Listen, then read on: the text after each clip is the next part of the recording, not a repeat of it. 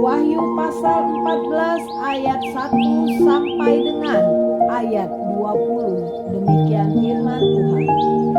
Anak domba dan pengikutnya yang ditebusnya. Dan aku melihat sesungguhnya anak domba berdiri di bukit Sion dan bersama-sama dengan dia 144.000 orang, dan di dahi mereka tertulis namanya dan nama Bapanya. Dan aku mendengar suatu suara dari langit bagaikan desau air bah dan bagaikan deru guru yang dahsyat. Dan suara yang kudengar itu seperti bunyi pemain-pemain kecapi yang memetik kecapinya. Mereka menyanyikan suatu nyanyian baru di hadapan tahta dan di depan keempat makhluk dan tua-tua itu.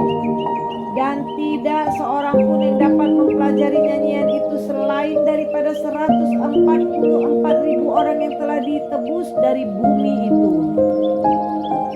Mereka adalah orang-orang yang tidak mencemarkan dirinya dengan perempuan-perempuan, karena mereka murni sama seperti perawan. Mereka adalah orang-orang yang mengikuti anak domba itu kemana saja ia pergi. Mereka ditebus dari antara manusia sebagai korban-korban sulung bagi Allah dan bagi anak domba itu. Dan di dalam mulut mereka tidak terdapat dusta. Mereka tidak bercela. Pemberitahuan tentang penghakiman.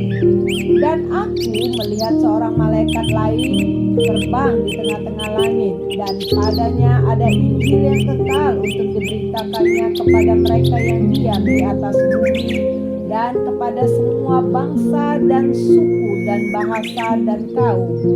Dan ia berseru dengan suara nyaring, takutlah akan Allah dan muliakanlah Dia, karena telah tiba saat penghakimannya. Dan sembahlah Dia yang telah menjadikan langit dan bumi dan laut dan semua mata air. Dan seorang malaikat lain, malaikat kedua, menyusul Dia dan berkata, Sudah rubuh Babel, kota besar itu, yang telah memabukkan segala bangsa dengan anggur hawa nafsu cabulnya. Dan seorang malaikat lain, malaikat ketiga, menyusul mereka dan berkata dengan suara nyaring, jikalau seorang menyembah binatang dan patungnya itu dan menerima tanda pada dahinya atau pada tangannya, maka ia akan minum dari anggur murka Allah yang disediakan tanpa campuran dalam cawan murkanya. Dan ia akan disiksa dengan api dan belerang di depan mata malaikat-malaikat kudus dan di depan mata anak domba. Maka asap api yang menyiksa mereka itu naik ke atas sampai selama-lamanya, dan siang malam mereka tidak henti-hentinya disiksa, yaitu mereka yang menyembah binatang serta patungnya itu, dan barang siapa yang telah menerima tanda namanya. Yang penting di sini ialah ketekunan orang-orang kudus yang menuruti perintah Allah dan iman kepada Yesus.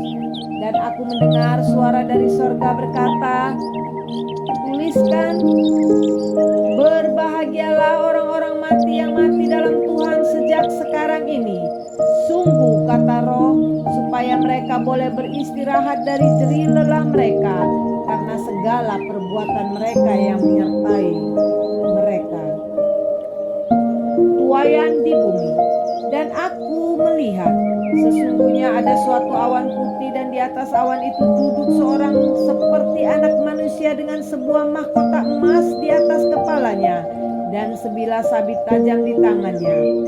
Maka keluarlah seorang malaikat lain dari bait suci, dan ia berseru dengan suara nyaring kepada Dia yang duduk di atas awan itu, ayunkanlah sabitmu itu dan tuailah, karena sudah tiba saatnya untuk menuai, sebab tuaian di bumi sudah masak.